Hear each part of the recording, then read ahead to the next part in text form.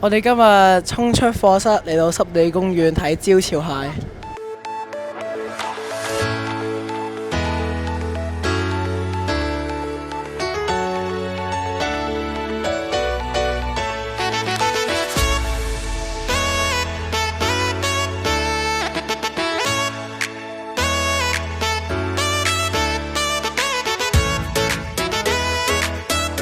譚英傑，你今日期望見到啲咩？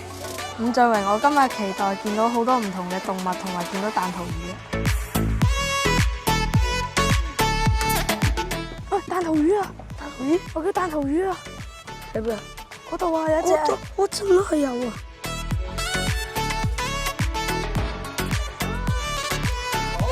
如果填海會令到啲招潮蟹冇咗一個屋企，一個棲息地。雄性佢哋隻手有一隻係大啲嘅，係用嚟吸引異性同埋搶地盤，雌性係冇嘅。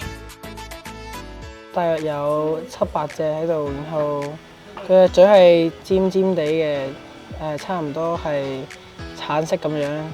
佢個嘴好長，因為佢可以食到泥土裡面嘅貝殼。腳咁長就因為有即係可以企高啲，唔會成日浸。所以可以喺個濕地生存。葉 Sir， 點解今次科學科會搞呢個活動嘅？